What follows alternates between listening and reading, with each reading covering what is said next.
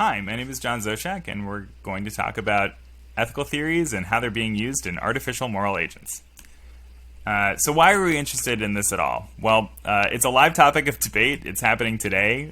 Self-driving cars are on our streets. Elder care robots are taking care of the elderly.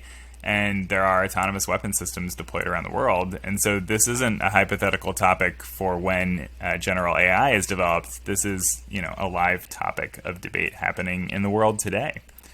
And so we were specifically interested in how ethical theories are being leveraged in AMA development.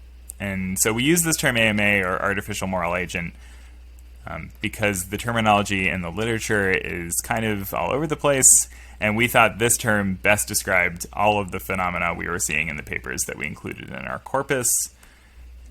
So we did a systematic literature review. We go into more detail into the methods in our paper, but we drew heavily from DeSalvo's methodology from their 2010 paper. And so our final corpus was 53 papers. The majority of those papers, as far as what kind of papers they were implementation. So they were looking at implementing an ethical theory into an AMA. 15 were analysis, and 4 were empirical studies.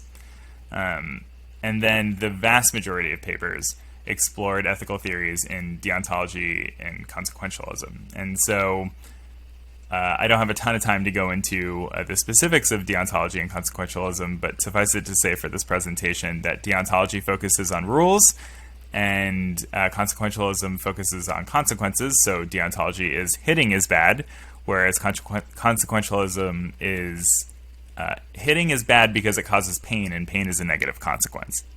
And so the vast majority of papers in our corpus were discussing ethical theories that foregrounded rules and consequences, and only 10 papers explored other ethical theories. So existentialism was represented, Confucianism, virtue ethics, and Hawaiian and Lakota theories of ethics.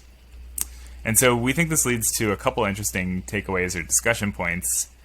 The first is, what frames of analysis are we missing when we only focus on deontology and consequentialism? So I think of Confucianism here. So Confucianism focuses on roles and relationships. And so it asks questions in this context like, what kind of person is a human becoming when they interact with an AMA? Or what does a good human AMA relationship look like? And so these are questions that aren't really asked or centered in deontology and consequentialism. And I think, what other questions or frames of analysis are we missing with the dominance of deontology and consequentialism in the field today?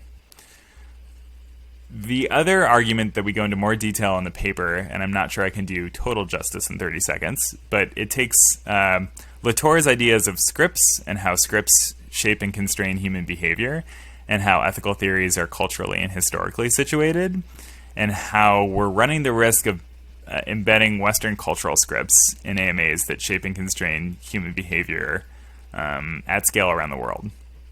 And so I think the non-technical term for this would be icky, and I think the technical term for this would be post-colonial power structures that need to be interrogated. And I think HCI is well equipped to examine this and to also ensure that a greater diversity of ethical theories are informing AMA development. And so when I think about this, I think, feminist care ethics wasn't represented in our corpus. There was only 4 papers that examined virtue ethics, and I think we have a ways to go here in terms of increasing the variety of ethical theories that are informing AMA development. And there's also more room for empirical studies.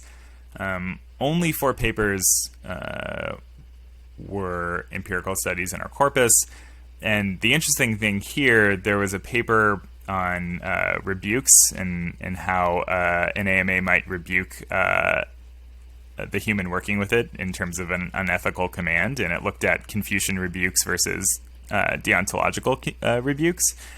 And I think this would be a really interesting paper to explore with other ethical theories, like what does an existentialist rebuke look like? What does a feminist care ethics rebuke look like? And I think, there's enough in the literature to kind of light the way on more of these studies, but they just need to be done.